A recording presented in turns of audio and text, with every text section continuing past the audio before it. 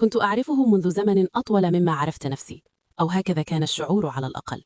التقينا في أوائل العشرينات من عمرنا، حين كانت الأحلام لا تزال فوضوية والمستقبل يبدو بلا حدود. كان من نوع الأصدقاء الذين يتمناهم الجميع، موثوقا، منتبها، حاضرا دائما دون أن يكون متطفلا. عندما كنت أشك في نفسي كان هناك، عندما كانت الحياة تثقلني كان يستمع، وعندما خطبت كان أول من أخبرته. احتفلوا بصوت أعلى من الجميع، أصروا على أن يكون جزءا من كل شيء: التخطيط، التوتر، الأحاديث الليلية الطويلة التي يتسلل فيها الخوف. ظننت أن ذلك ولاء، ظننت أنه حب في أنقى وأأمن صوره، الحب الذي لا يطلب شيئا في المقابل. كانت الأسابيع التي سبقت زفافي ضبابية، مليئة بالمشاعر، فرح متشابك مع قلق، حماسة ممزوجة بإحساس غير مسمى بالضغط. كان الجميع يقولون لي كم أنا محظوظة، ليس فقط بالشريك الذي كنت على وشك الزواج به، بل بدائرة الناس من حولي، وخصوصا هو. أنت محظوظة جدا لوجود صديق كهذا في حياتك، كانوا يقولون، وكنت أصدقهم.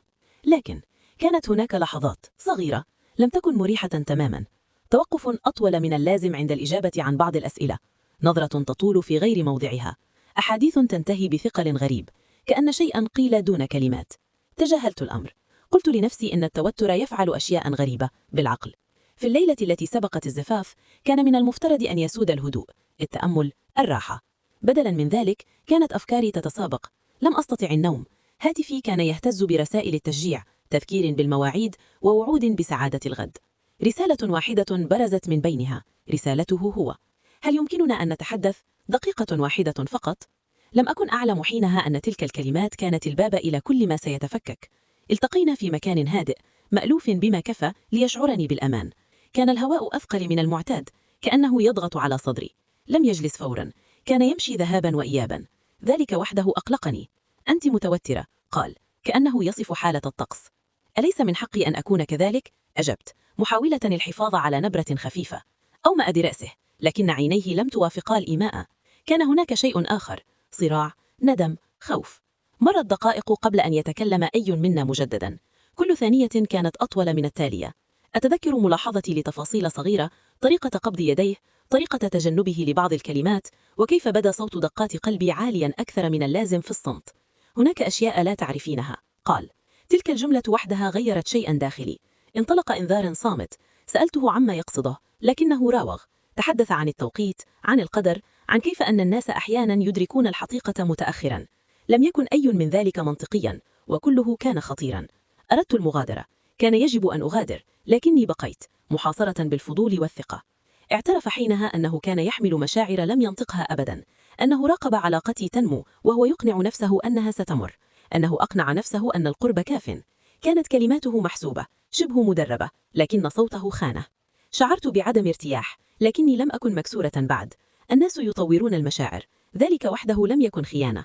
أخبرته بذلك، قلت له إن الصدق مهم، وأني ممتنة لأنه اختار أن يتكلم الآن بدلا من لاحقا.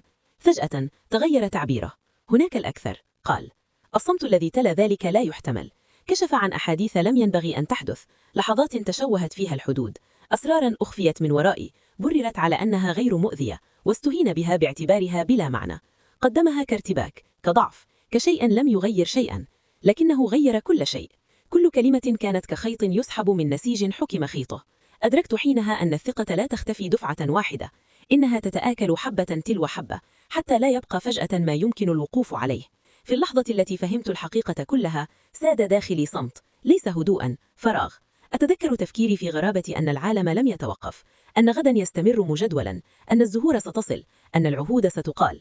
طرحت أسئلة لم أكن متأكدة أني أريد إجاباتها. أجاب بسرعة مفرطة، كأنه مرتاح أخيرا للتخلي عن الحمل الذي كان يحمله. اعتذر مرارا، قال إنه لم يقصد إيذائي، وأنه كان خائفا من فقداني إلى الأبد. ما لم يفهمه هو أني كنت قد فقدته بالفعل. لم تكن الخيانة فيما اعترف به فقط، بل في التوقيت، ليلة زفافي، حين كانت دفاعاتي في أضعف حالاتها، حين كانت الثقة مفترضة لا موضع سؤال. ذلك الاختيار وحده أخبرني بكل ما أحتاج أن أعرفه عن الشخص الذي أصبحه. غادرت دون أن أقول الكثير. الكلمات بدت بلا جدوى، وأنا أبتعد أدركت أنه لا توجد نسخة من الغد ستشعر كما كانت، لا صفحة بيضاء، لا تراجع عما كشف. تلك كانت نقطة لا عودة. لم أنم أبدا تلك الليلة. بقيت مستيقظة، أعيد تشغيل كل تفاعل في السنوات الماضية، أبحث عن إشارات تجاهلتها. التحول لم يكن اعترافه وحده، بل إدراكي لمدى تشابكه العميق في حياتي. كم من اللحظات باتت الآن ملطشة بالشك. مع الصباح انهالت الرسائل: حماس، ترقب، احتفال. لم يكن أحد يعلم أن عالمي قد تصدع بصمت قبل ساعات. واجهت قرارا لا يعدك به أحد: أن أتكلم وأخاطر بالفوضى، أو أصمت وأحمل العبء وحدي. اخترت الصمت ليس لأنه الأسهل، بل لأني كنت بحاجة إلى وضوح قبل الدمار. في الحفل رأيته في الجهة الأخرى من الغرفة. التقت أعيننا لثانية قصيرة. في تلك النظرة كل شيء: الندم، الخوف، وفهم صامت بأن لا شيء بيننا سيكون بريئا مرة أخرى. ما لم يلاحظه أحد هو المسافة التي صنعتها، صغيرة في البداية ثم مطلقة. جاء التحول لاحقا، حين أدركت أن الخيانة لم تختبر ثقتي به فقط، بل ثقتي بنفسي. لقد أهملت حدسي، فضلت الراحة عن الحقيقة. ذلك الإدراك آلم أكثر من أفعاله. مرت أسابيع قبل أن أواجهه مجددا، هذه المرة بلا توقفات، بلا استعارات، جست وضوح. أخبرته بما كلفته اختياراته، كيف أن ليلة ما قبل زفافي ستظل موسومة باعترافه، وكيف أن الثقة حين تتصدع لا تعود بالشكل نفسه. استمع بالفعل، وللمرة الأولى لم يحاول تبرير نفسه. كانت تلك الذروة لا غضبا، لا صراخا، بل الفهم الهاضم أن بعض الروابط لا تنجو الصدق.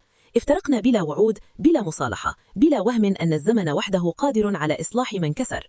اليوم تبدو حياتي مستقرة من الخارج، لكن هناك شقوق تحت السطح لا أشعر بها إلا أنا. لم أعد أؤمن أن الولاء يثبت بالحضور وحده، ولم أعد أخلط بين القرب والأمان. أما الخلاصة فجاءت ببطء وبألم وبدون عزاء. الثقة لا تتعلق بمدة وجود شخص في حياتك، بل كيف يحميك للناس عندما يكون الأمر مهما حقا. وأعمق الخيانات لا تأتي من الغرباء، بل من أولئك الذين لم تظن يوما أنك بحاجة إلى الشك فيهم.